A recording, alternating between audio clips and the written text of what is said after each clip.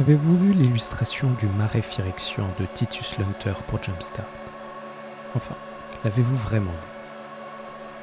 Tout d'abord, on voit l'écriture en Phyrexian sur le cadre de M15. Et on sait déjà que ce sera spécial. Il y a ces graphèmes qui ont beau être cryptiques, mais tu sais exactement ce qu'il y a marqué là. C'est un marais. Bon, c'est ainsi que cette carte est présentée au monde, et déjà c'est génial en soi. Puis, il y a l'illustration. J'ai été impacté par ce tableau comme je l'ai rarement été. Je me rappelle, enfant, d'un sentiment similaire lorsque j'ai vu le radeau de la Méduse par Géricault. Être ainsi au Louvre face à cette peinture était comme découvrir une histoire qui se déroule face à moi, comme dans un film. Mais cette histoire est assez différente. Vous savez, personnellement, j'aime pas trop les films d'horreur. J'aime avoir la possibilité de traverser un bois seul la nuit sans mourir de peur, mais je digresse.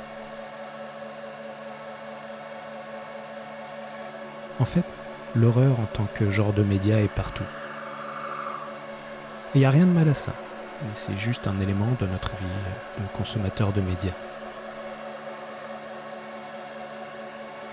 C'est donc assez rare d'être saisi à ce point par une peinture digitale, d'être rempli d'un tel sentiment de crainte.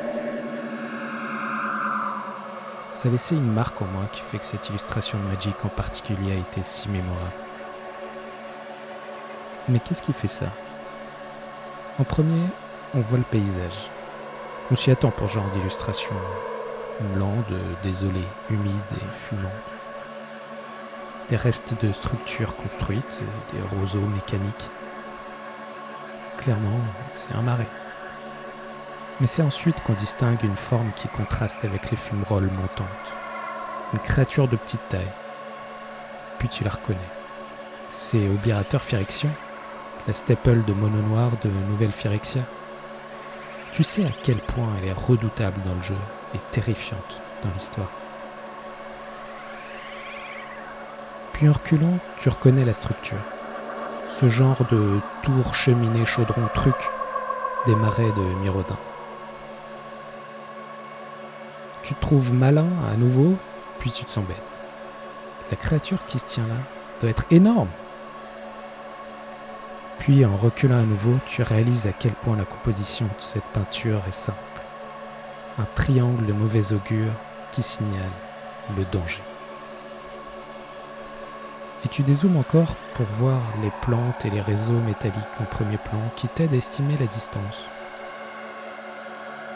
T'es pas si proche, mais sans être loin. C'est avec ces références à des précédentes illustrations de Magic, une composition aussi simple que forte, et le jeu de plan profondeur que tu es projeté en pleine action, là, dans l'eau boueuse jusqu'aux genoux, caché dans la végétation artificielle.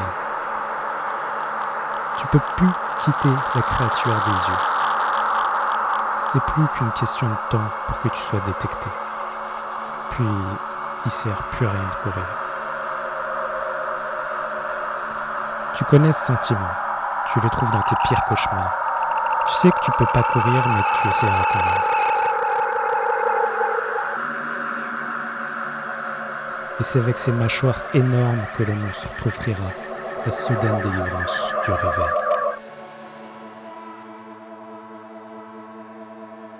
Merci Titus de me faire ressentir de telles choses. Dans le jeu de Magic, on est béni par un flux constant d'illustrations de grande qualité. Et je voulais mettre en valeur celle-ci qui m'a semblé se distinguer. Et merci à vous.